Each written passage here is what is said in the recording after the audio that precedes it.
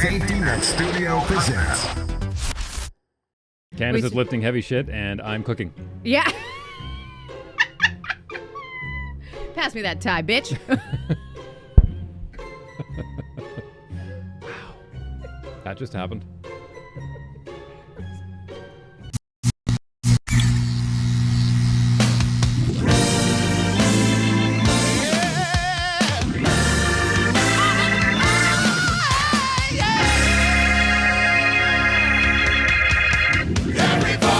Good morning. Hi. Or good afternoon, I guess. Skating in here like it's the last shift of the game. Me? Yeah. I'm here. I blow dried my hair. I took a shot. It wasn't towards you specifically, but more towards your gender as far as preparation times. You had gotten home from the gym, threw your stuff down, jumped in the shower, starting getting ready right away, aiming for that 12:30 start time. And I was helping Nav, our landlord, install a new dishwasher. And then at one point I ran upstairs and I said, okay, I'm going to get ready real quick. And so I jumped in the shower, got dressed, and you were still blow drying your hair. And I find it, oh no, I'm not, believe me, I am not looking for applause. I am not looking for validation. I just find it interesting. I love being a woman. I am so happy to hear that. I love getting ready. And my hair takes time. If I'm going to blow dry it out, from here I'm going to a baby shower, and from there I'm going to do a posing lesson, and from there I'm going for dinner with all the girls. So like my hair, I had to have my hair done. I get it. And so sometimes I could come to the show and I'm like, I think I could do it, but my hair alone takes 40 minutes, and that's rushed. And look at it. And then I did my makeup, and I got dressed and switched up my jewelry, and hey, I'm only 5 minutes late. It's pretty good. I get it. Then look, I've had long hair. Mm-hmm. Yeah, you don't blow dry it. I know. Yeah.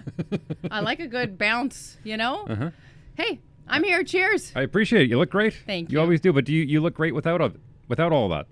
You could throw your hair in a bun, no makeup, show up in a bathrobe, which you've done before, and you look just as good. Thank you. Yeah. I appreciate it. No, well, I got things to do after this, so you get me like this. I'm sure everyone is as pleased as I am for the presentation. But I am a woman who also loves the process of getting ready. Well, and the fact that you did it in about an hour, that's impressive. Yeah, dropped off. And I was like, today's workout was not for the faint of heart. I pushed today. We are pushing really, really hard. And I was sweaty. Like I wasn't coming with hair like that. I wasn't. There may be a shower like that in my future, but it wasn't happening today. Mm-hmm. There may be a day that I'll come in and be like, no, welcome to the shit show, people. And don't forget, our numbers are higher on audio than they are on video, so. Oh, well, then maybe I'll switch this up. We've had a string of good luck here in January. Oh. With look, With the new dishwasher? New dishwasher is a check mark. I'm excited. For sure. It's been 2 months since we've had a dishwasher, and I've been hand washing, which I don't mind. I actually don't mind hand washing dishes. The boys, you are the cooker. You make the meals. The cooker. Yeah, you're the cooker. You make the meals. So I'm the decider. The rule in the family is whoever cooks, the other person cleans. And so you cook. I'm happy to clean. And I'll be honest, I prefer it. And so I do that. And then the boys dry, and that's kind of a talk time for me. So I've liked it. But there are times where you're like, because you're not the cleanest of, like, you're really artistic the way you clean. And so sometimes the way I cook, yeah. The way you cook. Yeah, and I'm okay with it. And that's why it tastes so good. It's just like my hair. You got to blow dry it out. You got to throw your spices everywhere. Right, exactly. And I've just learned to love that about you. And it's like, I used to get annoyed. And I'm like, whatever. I'm not cooking. I don't want to. You got Salt Bay. You got Pepper Dave. Sure. Okay. Little Pepper Dave. Pepper Dave. Garlic. Pepper Dave. Yeah. So that's exciting. Yeah, we've had a string of bad luck with dishwashers. We didn't have one in our last place that we had in Mexico. So we were hand washing everything there, and then we moved into our first rental when we got back, and that dishwasher was crap. It just didn't work. You're like, it didn't even wash it. You'd like have to rewash it. Yeah. And a dishwasher is a real luxury. So absolutely, I feel like that feels so good. And again, I didn't mind doing it, but when you get it back, we haven't even turned it on yet. But I'm like, oh, and then I was like saying to the kids before I came downstairs, make sure you rinse everything really good. Like, I want you to wash it, and then that'll wash it. The kids are like, you want me to rewash? I'm like, I want you to wash it, and then I want you. Rinse, wash, disinfect, dry, wash again. Yeah, put it in. You are nothing more than dishwasher. Where's that from? Dragon, the Bruce Lee story. Oh yeah, Don't know what we yeah. That's such a. Oh yeah, we talked about that. That's such a good movie. Yeah, If you haven't seen it, honestly, watch it. It was in his first tenure when he moved to the United States, and he was working in a kitchen. Great and had movie. A big battle while dishwasher. Every time we have a problem with the dishwasher, I think of that scene. That was a check mark for some good luck. You've made some gains, some very noticeable gains in your workout journey, which is fantastic. Thank you. Yeah, I'm excited. I appreciate you saying that because there's nothing better. I saw somebody who I was teaching in my yin yoga classes, and I hadn't seen them for pretty much the month of December, just with them traveling and me and the classes. And I saw them on my first class back, and she looked at me and she's like, "Oh, I can see the change. I can see the muscle." And I just hugged her. I was like, "Really? Oh my gosh." Because yeah, of course I can see it, but for somebody to acknowledge that to you, like they can see it. Like I think there's this thing like in 4 weeks you'll feel it, in 8 weeks you'll see it, and in 12 weeks people will notice. There's kind of that process, and I'm on week 11 now. I'm on week 11, so like that felt good. It's like you could tell I lift heavy shit. It's exciting, right? Oh yeah, for sure. I mean, I'll be honest. This is probably way too much information, but now I'll walk past somebody, and I'll look at them, and I'm like, I can lift heavier than you can. I did it with my sister. I'll be honest. My sister, God bless her, she's like a tough woman. You know, she was years and years a butcher by trade. She's a tough lady. You know, I never worried about not having a big brother because I had my sister Sherry. And now when I stand beside her, I know I can lift more than her. And that's just like... Yeah, she can still beat the wheels off you, though. Oh, no, because her mobility is not as good as mine. I can't wait to go back to their place and see the fallout of that comment. I'm going to see her right away in a baby shower, so I'll make comments. Oh, I loved you up so hard on the show. But I do love her. She's fantastic. But thank you for noticing. It is... I knew it was going to be a lot of work. It's a lot of work. Yeah. It's a lot of work. It's a lot of work. And tomorrow we start, today's January 11th. Tomorrow we start the first phase of the cut. So I start a little bit, and then we are increasing cardio, and yeah, we're shifting. So right now I was like, okay, I'm starting to get used to the food, the workouts. Boom, rug gets pulled. Let's do this. So. And you've had some good luck with some sponsorships backing you, which is great. No, I'm gonna make me cry. It's so nice. Oh, I'm not gonna thank them for you. No, I know. It's just the fact that there's people out there that believe in your journey so much that they're willing to say, I financially invest in you, or I invest in you with a product, or I invest in you, and that just feels really good. So I'm blessed to have 3 sponsors, which is fantastic. I have from Maxim Realty, Perry, and he was one of the first. I work out with him, and he was one of my first sponsors, and he is fantastic. We shot some content at one of his houses.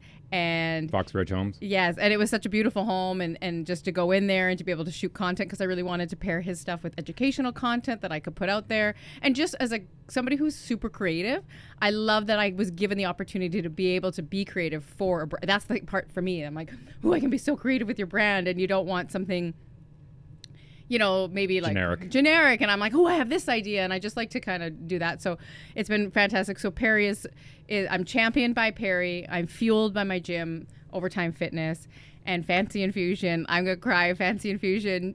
She was the first person to step up, and I went online and I was like, okay, I've sold for other people before, businesses and but now I'm asking for support for me, and that just felt so vulnerable to ask. But I know I had to. Like, I was just like, this process is way more expensive than I ever thought that it was going to be, between the proteins and the coach and the bathing suits and the gym and the posing and the shoes and the hair and the makeup and the gas and the gas and the gas and the gas and the gas and the gas. And so she was the first person. She messaged me, and she was so sweet and kind about her. She saw me, like, she's like, I want to help you. I want to catch you. And she has supported my journey by offering baskets to raise money for my shoes. So without her donating those baskets, I was able to get my shoes for the competition, which I've shown here. And she has now purchased my suit for the competition. And I, like, you know how much it means to me. Like, how do I say thank you to you? And she's like, I just want you to do great. And, you know, working on I want to make content, and just when people see you and they see that you're working hard, it makes me want to work harder. When I don't want to do another rep, like today when I was at the gym, I was like, nope, Perry, Fancy Fusion. No, they put money behind me. They believe in me. One more rep, Candace. One more pull. One more time. And that has been literally my fuel. So that I'm so grateful that people want to support the journey. Because you know what my coach said? Candace, if you place top 5, if you place top 5, you can go to Calgary at the end of October.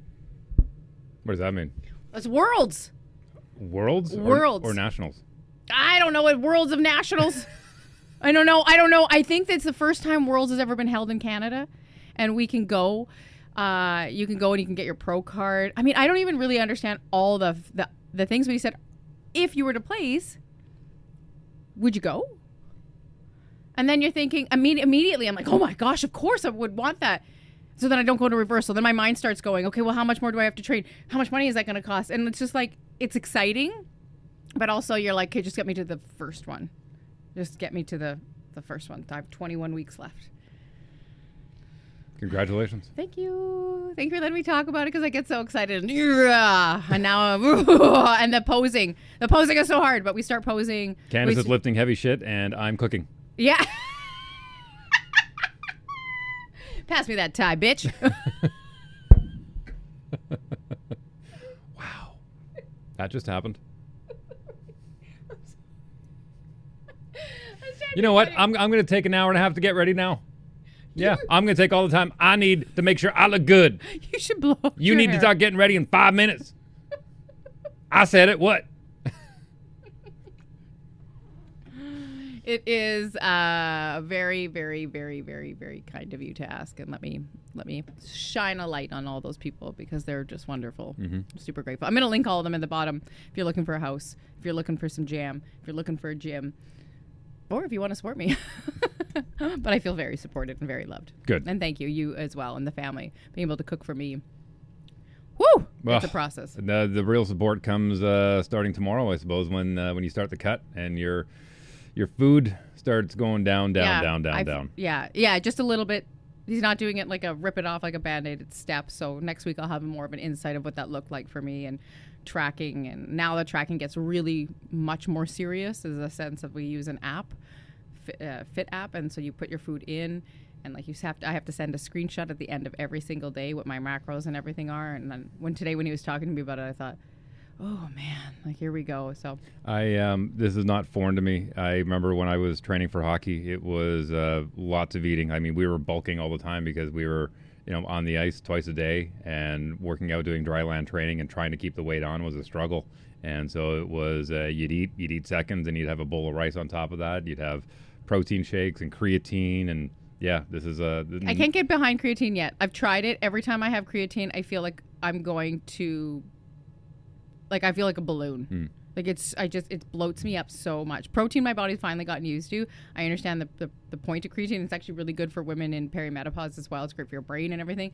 But I have to stagger it out. I got to stagger it out. Mm-hmm. Well, and it's almost good that you're starting the cut so early because the fact it's like a pre-cut. Right. Yeah, it's like a cut to the cut. And Yeah. I think when I heard the word cut, I thought it was, and some people do. Some people go that, but the idea is that we don't want to. If I drop too much weight too fast, then I get what's called spillage, and like then my skin is really loose. So we have to do it in a process and a state. And I started today marking how much I lift.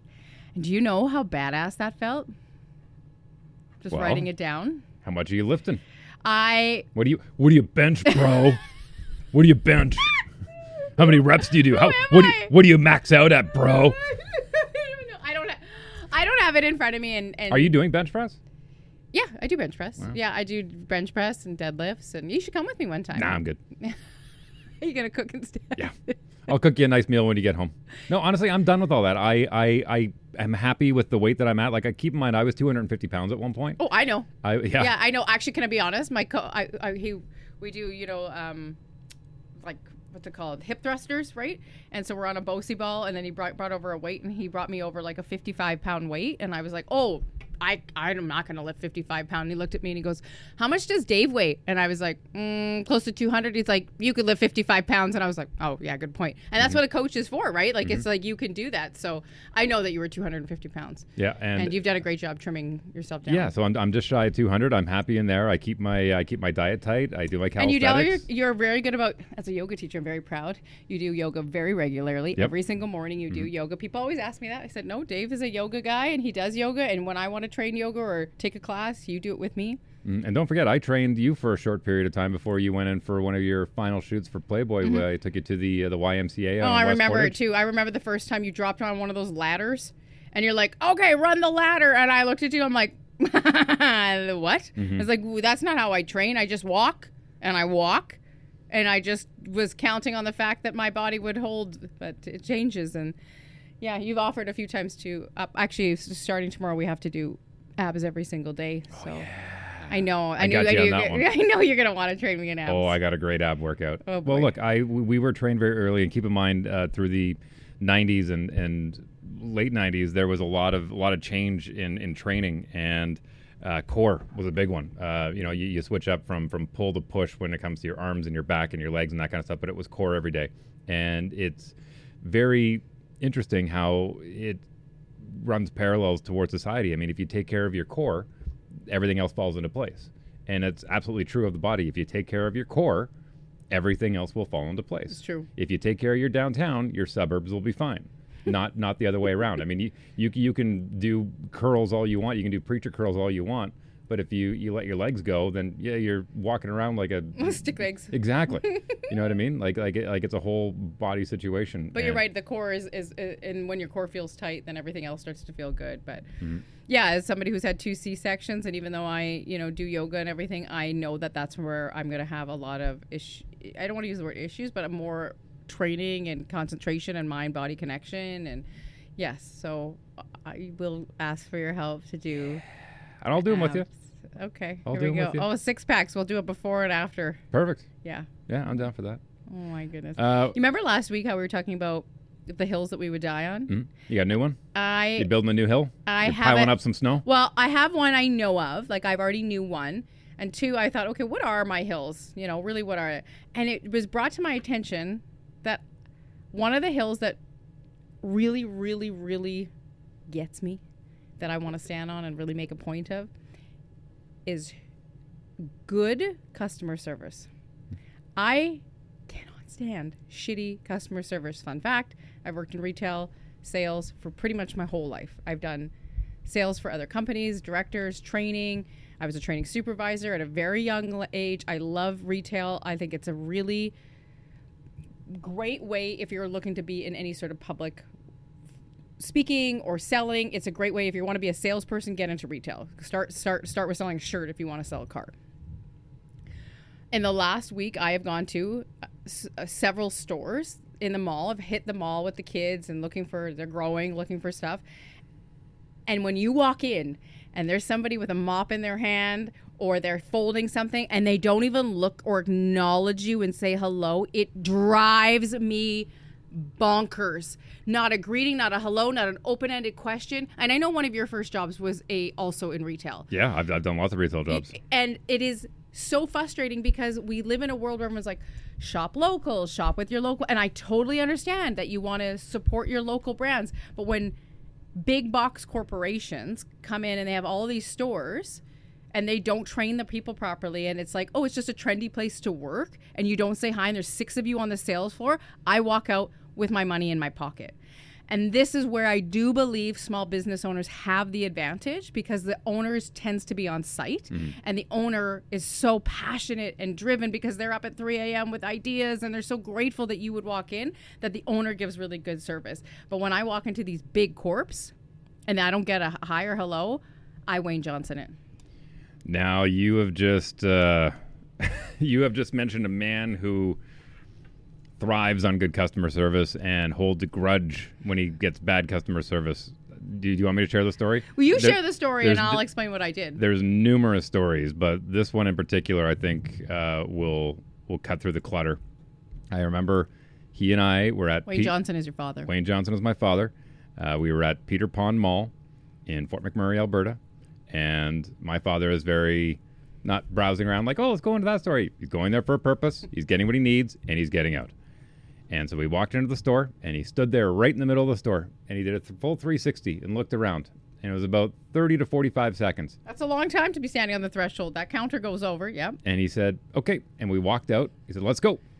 Well, but we're not getting what we need. And he went over to a payphone, and he opened up the yellow pages, and he found the business name, and he called them for the payphone, and they answered, and he said, do you have a problem with customer service? And they said, excuse me, sir? He goes, I just walked into your store and not a single goddamn person looked at me, said hello to me, asked me if I need help. Like, do I need to throw my fucking money at you? And no, sir. Please, if you come back, we'd be more. He goes, no, you had your chance. I'll take my business elsewhere. Click. And I thought, it's one thing to walk out of the store, and say, I'll take my business elsewhere. But I don't know if that's helping. Well, that's pretty extreme. I'm sure he probably never shopped there again. No, like that's it. It's black or white. Okay, so you got to keep in mind with my father, there are places that he refuses to shop at. There are places that he's not allowed to shop at. Like there are places like where he lives where he's not allowed into their store because they gave him shitty service. Here's what I did. Well, when I walked through the mall and I received shitty service from those places, I made a phone call and said the next day and asked to speak to the manager and said, I'm coming at this from somebody who used to train people in retail, that when I walked into your store yesterday, there was somebody, and I can mark exactly where they're because I used to run floor plans. There was somebody at the front folding. There was somebody on the left-hand side folding. There was somebody who was walking by. I don't need you to, pat me on the head when I'm in there. I expect you to acknowledge me when I walk into your store. I expect you to give me an open-ended question. And I realized that a lot of that is not happening. And so I did make phone calls. On the same breath, I'm also the person, and you know this about me, if I get good customer service, I will leave a Google review and I will call and give a compliment. Because a lot of times what I had a hard time was if I would get a call about one of my stores, like, I was in that store, and you get you always hear the negative, you don't always hear the positive, and people who work in retail don't make commission. And I actually think the solution, not all places, yeah. Most don't. Yeah. Most places on a mall level wouldn't. I actually think that if you want to up your customer service game in your big box organizations with the people that are entering the field of it, give them a commission structure. Because let's go for it. Why not? You're 18 years old and you get your first job. Here's your minimum wage. You want more money? You're going to sell X amount of dollars this week. I need you to sell those 6 shoes up at the top. You sell those 6 shoes, I'll give you an extra $150 or whatever it is on the table. By giving them incentives, unfortunately, let me rephrase that. There are more people that prefer to work for a carrot than not. Meaning, hey, whoever sells $1,000 in whatever this week on this product that we're trying to move, you'll get a $100 gift card. People will move quicker to the gift card and to the incentive. So you might as well use it to your advantage as a salesperson, as a trainer. I don't disagree, but a lot of these small mom and pop shops. But I'm not talking mom and pops. I'm talking big corporations. I'm talking the. Yeah, but the big corporations, they don't really care. Yeah, and that's going to become a problem because now more and more people are going to Amazon. You know what I did? I went home, and what did I do? I Googled the things that I was looking for and to go buy them online. But I was like, I can't do that either because that's against. I try really hard to buy things locally. They get you either way. Either you buy from the big box store and it goes to them, or you buy online and it goes to them. Unless you're specifically going to those mom and pop shops. Mm-hmm. Mm-hmm. Yeah, I understand what you're saying. Speaking of the open-ended question, that was one thing that we were trained in at Frzani's that I worked at once upon a time. Shoe store, right? It was a shoe store. It was an athletic clothing store. And it was a subsidiary of Sport Check. And they taught us, do not ask a question that could end with a yes or a no. Right. Because more often than not, you'll get a no. So it was ask an open-ended question like, what can I help you with today? How can I help you today? And of course, they said, feel free to be, Oh my God, what's a Dave Wheeler open-ended question? Take your personality, and feel free to engage with the customers and get a smile on their face. And so one of my go-tos was, what can I give you a hand with today? And I remember saying that, and that kind of became a crutch. What can I give you a hand with today? And I remember one time I was walking up to a couple, and their backs were turned to me, and I said, hey, what can I give you a hand with today? And a guy turned around, and he was amputated from the elbow down, and he just said, a hand would be great. Did he laugh? I you were turned young. red. Yeah, yeah. Oh, sorry. And the smile on his face was like, just waiting for somebody to ask me one of those. Yeah. Well, if I'm going to lose my arm, I'm definitely going to have jokes just loaded. Absolutely. Oh, for sure. Yeah, for sure. Well, that's just it, right? An open-ended question. But it's just the overall tone. Even when I call businesses, there's a few businesses in the city that I'll call, and I know that the person on the phone is amazing. But then there's other where you call, and it's like, hello. Hi. Yeah, I guess. You're just like, what? Like, I'm hello. You know, if you're going to work on the phone and you're hiring people, but that is I think it's the smaller of my three big hills. Like I mentioned, my girlfriend told me, three big hills. I don't think it's like one that's going to change the world or anything like that. But it really agitates me to the point that I refuse to buy, that's where the Wayne Johnson comes in. Even if I want it and I need it, and you said, no, I'm not getting it. Nah, you're not getting my money. I'll screw myself over in this one. More often than not, he would. Right. And I know for the sake of principle. But that's it. For the sake of somebody, I spent almost 20 years of my life working in retail and sales and aspect. I just, no thanks. Yeah, I get you. Of course, I want to shift a little bit to talking about geopolitics. I was actually when our landlord Nav, who's a wonderful man from India, was installing the dishwasher. We were having a chat and whatnot, and he said, I can't remember how we got around to it, but he said, what do you think of what's going on? It was something to the extent of, I think we were talking about the cold and the Arctic and whatnot. Of course, we started talking about the Arctic and what's going on with Greenland and all the things, and he goes, what do you think's going on? And I said, I don't know. You look at what's all the protests in Iran. Like, there are people protesting in the streets. Like, the Ayatollah turned off the internet, so they couldn't communicate. And the U.S. has responded by saying, like, hey, you keep killing your protesters, we're going to do something about it. And then what just happened in Venezuela and all the unrest. And he goes, I think before the end of this decade, we're going to see something that's going to be a major, major shift in the world. Like, it's just going to be a major, major shift. And when you say that, or when he said that, okay, do you agree that you see a shift? Yeah, I think it's slowly happening right now, and I think it's slowly been happening over the course of 20 years. And he and I were. What I said to him was, I said, I used to live by the adage of, you can read all you want in the news, and you can be glued to Fox and CNN and ABC and the CBC and all the news networks, and you can get angry about it. But the second that you turn all that off and you go outside and you step on your front step, you go, none of that is on my front doorstep. Right. But now you go at your front doorstep and there's a junkie walking by. There's not at our doorstep. But there's shopping carts just down the road, and it's creeping closer and closer to the front door. And I'm not saying that the things that are going on, all the aforementioned things globally, are directly affecting that, but they kind of are. They kind of are. And it's bringing it closer and closer to your door.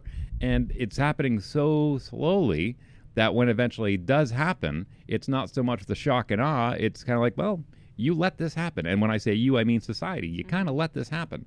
And I do appreciate the idea of, over in a lot of these countries over in Europe, we don't see it as much here. We're starting to see it down in the U.S., and we saw it a little bit during the trucker protests. But the people...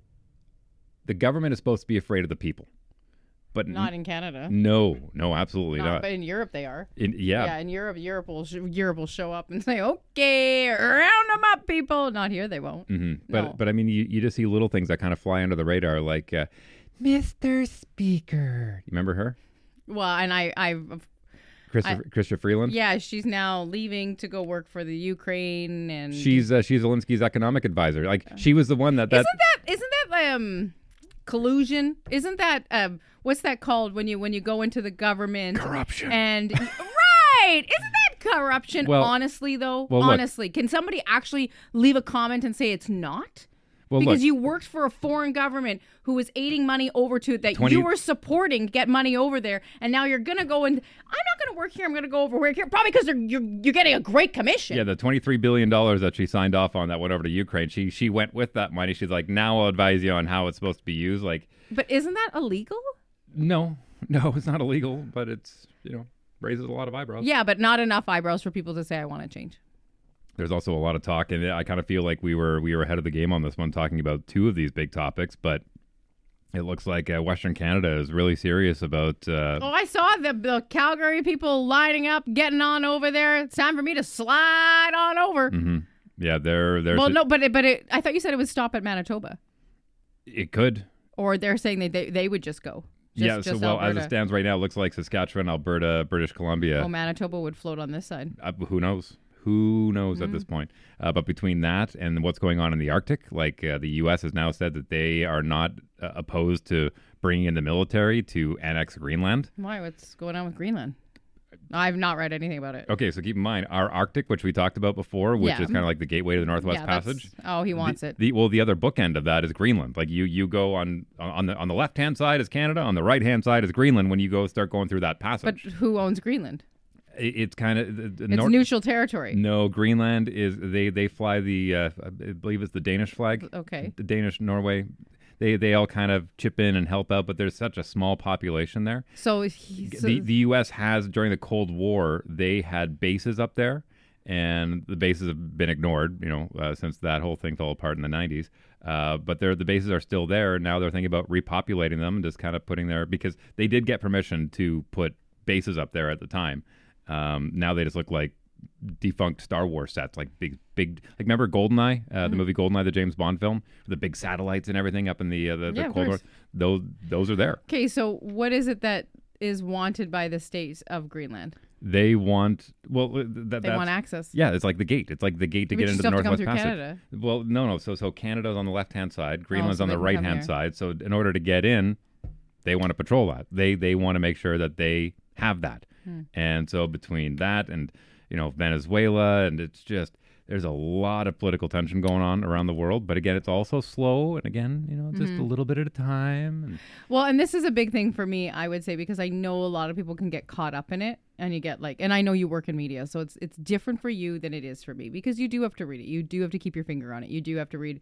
You have to read this side of the story and that side of the story. And then you have to see who's lying and who's not lying. And you know what I mean? But journalism isn't what journalism used to be. Journalism wasn't like this girl out there or this guy out there with this little pad trying to figure out the story. Now, in my opinion, a lot of it is print and release. What I find we're missing is there's not just give me the facts. Like, what is happening? It's...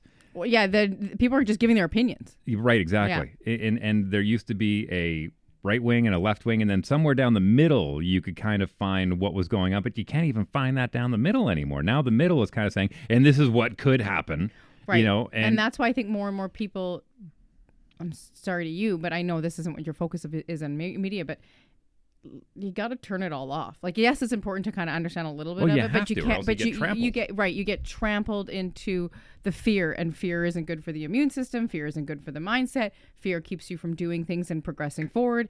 And so I think it's important to kind of poke your head on, and I bless your soul for, you kind of give me what's going on, and then I get them from my people. I get the memes of the people that are, we kind of are all in the same, okay, memes. I say memes, but links to articles and things like that. I'm like, okay, I know enough information. I'm off. I've got kids. I've got a household. I'm a huge conspiracy theorist. So I believe 99.9% of the shit that's out there is false. And so for me, I just think I can't escape the matrix. I live in the matrix, and I choose how to live in the matrix. And I would highly suggest most people don't get caught up in, oh my gosh, fear. I can't go here. I can't travel here. I can't do this. I can't do that. Turn it off. Go lift something heavy. Eat something good. Do the job that you love. Work on a passion project that means something. Surround yourself with loved ones.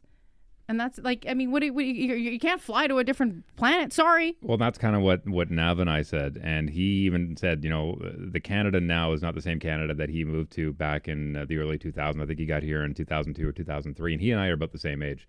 And he goes, no, Canada's different. He goes, and a lot of back in his home country of India, he said there was two messages. If you're moving to Canada for money, don't. That's not where you're going to find it. But if you're moving to Canada for a good life, a better life, good family, safety, that's where you move to. And he goes, and now he goes that narrative's even shifting even more now. He goes, you're not getting that anymore. It's different. Like the global economy, the global social economy is changing quite rapidly. And yeah, I honestly can't wait until we hopefully find our way back to that little little chunk of paradise that we found down in Mexico. Like I dream about that nightly. Like I really did enjoy down there. I just felt, the complete's not the right word. Safe isn't the right word. I just felt whole. I felt good. Good. That's a great feeling. I felt good down there. And don't get me wrong, I feel good here, but I just felt good. I think it's also important. That's part of it, right? Find your pocket, because you can't escape all that's happening around you, and you can't let it spiral you. So wherever your house is and your home is and your land is and your people are, and what you do is you got to work in the community. I'm sorry, but we all have too much access to too much information. We get opinions from, especially if you're on social media, you get opinions from different people feeding you information from this side, this side, this side, this side. You're like, oh my gosh, it's so much. We're not supposed to have that much information in a day-to-day. We're not, our human brain shouldn't be taking in that. So if you get overwhelmed, I think the best thing you could do is what can I do? Lift heavy shit. Lift heavy shit, but also just go in your community and see where you can help. Ask your neighbor if you can help them out. Go if there something in the area that you could do, work on the community or things those hills that are so important to you that you go, I'm going to put my time and effort into that hill. Well, I think, and that's part of the problem too, is that there's just so much confusion out there, and people are being spun into 20 different directions. And I talked about this before, where there was a mind control series of tests that were done back in the day. It was kind of around the day of the MK Ultra and whatnot, which still happens to this day. And in the list of things, it was number 6 on the list was confusion, and following confusion is compliance. And some people have led it back to the old 6-7. What do we see on Daily Dose of Interdose? Daily Dose of that Internet. Little kid growing up thinking that Jesus. Yeah, they had a picture of Jesus, a photo of Jesus holding his hands like this, and the little girl goes, "Jesus is doing 6-7." Right. 6-7. Right. The confusion of 6-7. But I mean, but going back to it, there's so much. I mean, anywhere you look this way, there's one opinion, there's another opinion, there's another opinion, another this and that, and no, this is going to happen, that's going to happen, it's happening because of this, it's happening because of that, it's happening because of you, it's happening because of them, it's happening because of your neighbor, it's happening because of your work, it's because you're not doing this. There's so many things. Eat this, it will make you sick. Eating this will make you sick. Like everything you eat now is going to make you sick. I know. There's nothing you can do to be healthy anymore. And then they're making a lot of... lift heavy shit. You lift heavy shit, apparently. But there's so much confusion that I think what follows next is just compliance. Yeah. You know what I mean? Just sign me up, doctor. That's why I think it'll be funny when the aliens finally do show up and half the population's like, I'm ready. Let's go. My bags are packed. They're already here. I know. We could do a whole episode of conspiracies. Well, there's somebody that said that liked your idea of episode 100 of doing the debate.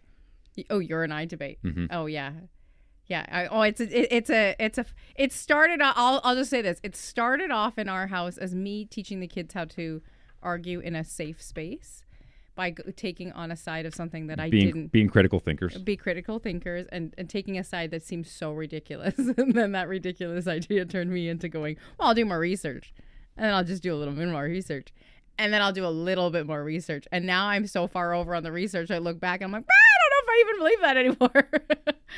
Episode 100. We'll save it for that. But I always say, I love a conspiracy theory because for me, conspiracy theories are more fun than news. News is like scary, scary, scary. Where somebody will send me a conspiracy theorist, a theory, when they know I have it, and they're like, "Did you hear?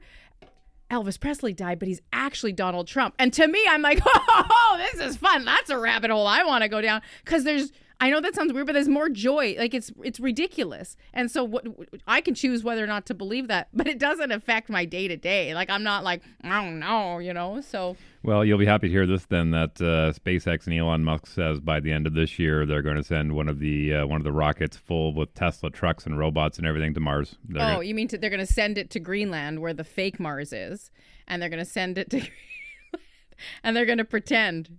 And they're in their big old, their big old, what do they call it, stage, you mean? Here's why I think that Elon Musk is playing chess while the rest of us are playing checkers.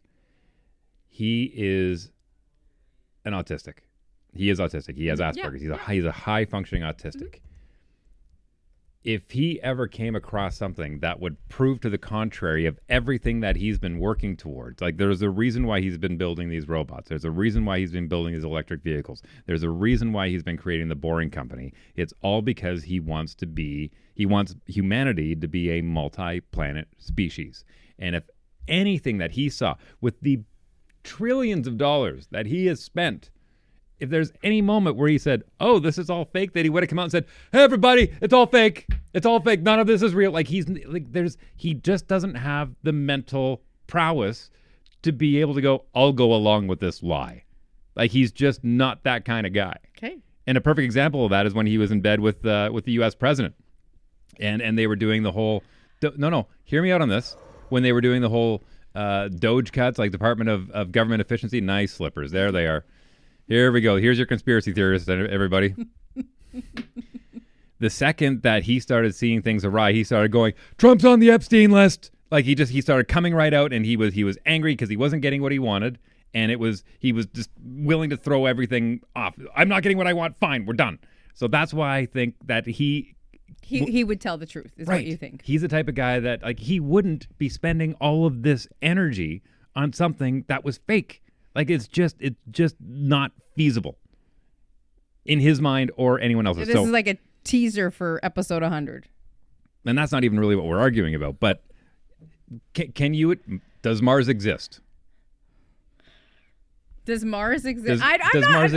We're not having this conversation today. It's not a conversation. It's just a simple question. Yes or no. Does Mars exist? The word Mars exists. Yes. Does the planet Mars I've exist? eaten the chocolate. It's very good as well. We're going to wrap it up here. Good luck with your lifting heavy shit. The gravity is a little bit different on Mars. Maybe you should go lift it up there. I probably could lift so heavy. What is it? What do they say? Is it a heavier planet? I don't know. Oh, see, but it's a planet you know. No, I don't know.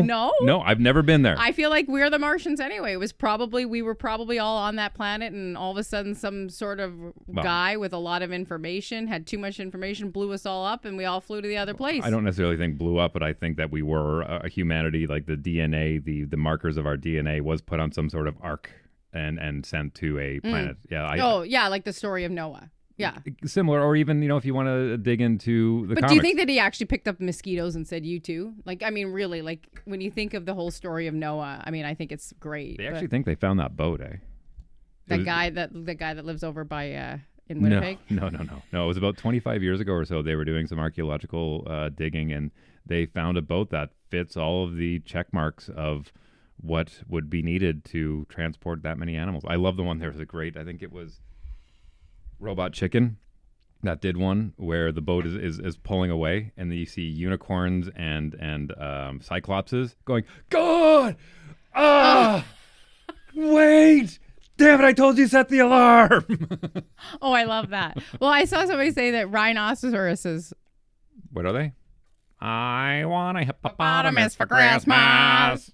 Rhinoceroses. What a word, eh? That might be my new word to move my mouth around. I think it's just rhinoceros. Rhinoceros? I don't think there's... But it's plural, right? If there's many, there would be rhinoceroses. No? Well... But they're fat unicorns. You got a whoop. Feel free to share the episode wherever you're listening or watching. Comment down below, please. If you get a chance to throw a comment in or a like. Yeah, we would appreciate it. We didn't do a lot of promo last week. I never thought we would be the show to be like, smash that like button. But believe me, I've been digging into the algorithm. It helps. Leaving a comment, it helps. Even on our shorts, it helps. It all helps. really, really does. So however, even if you just click a button, we'd appreciate that. There's a link down in the podcast description to support the show. Hashtag fat unicorns.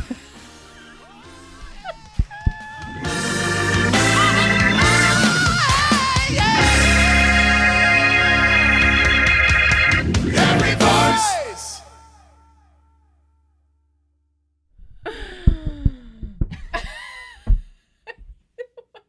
Sorry. This is why I'm not allowed on your show. That's why.